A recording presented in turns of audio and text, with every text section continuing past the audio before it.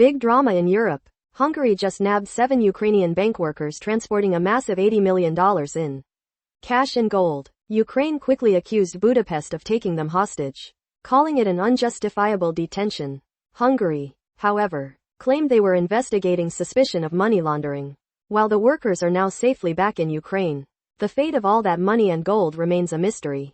This incident escalates already tense relations between the two countries, especially over Russian oil transit and critical EU aid for Ukraine. Hungarian Prime Minister Viktor Orban, a close ally of Russia, has repeatedly blocked funding and used an anti-Ukraine message in his election campaign. Even Ukrainian President Zelensky made some controversial remarks about Orban's actions, which drew criticism from the EU. It's a complex situation with high stakes. What's your take? Subscribe for more updates. If you'd like, you can support us on. Hold up. Hungary just took Ukrainian bank staff hostage and seized millions. In a shocking development on Thursday, Hungarian authorities reportedly detained 7 Ukrainian Oszczędbank employees in Budapest, along with 2 vehicles carrying massive amounts of cash and gold. The cars, in transit between Austria and Ukraine, held a staggering $40 million, 35 million euros, and 9 kilograms of gold. Ukraine's foreign minister is condemning this as state terrorism and racketeering, demanding immediate release and appealing to the EU for intervention.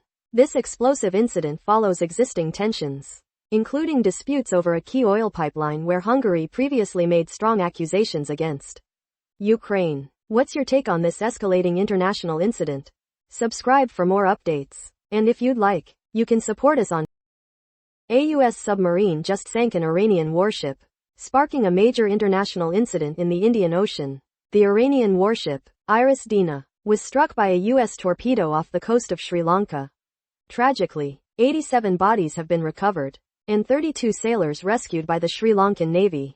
This vessel was on its way home after participating in joint naval exercises hosted by India. Highlighting the conflict's reach, the U.S. Defense Secretary called the Dina a prize ship, part of efforts to counter Iran's navy.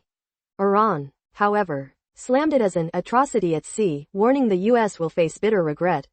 The incident has also ignited a debate in India, with opposition parties criticizing the government's silence and raising concerns about maritime security in their backyard, especially as the ship was a guest of India. What's your take on this escalating global tension? Subscribe for more updates. If you'd like, you can support us on.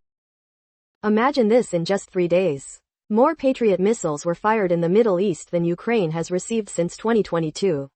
That's according to President Zelensky, who revealed over 800 Patriots were used in recent fighting. This surge comes as tensions escalate after US and Israeli strikes in the Middle East for Ukraine, who desperately relies on these American-made interceptors to defend against Russian ballistic missiles. This is a critical concern. Zelensky emphasized that Ukraine has never had enough of these crucial weapons, even offering to share their drone interceptor technology in exchange for more. The worry is that the ongoing conflict could further limit the already scarce supply of Patriots, which Zelensky calls their lifeline. What's your take on this unfolding situation?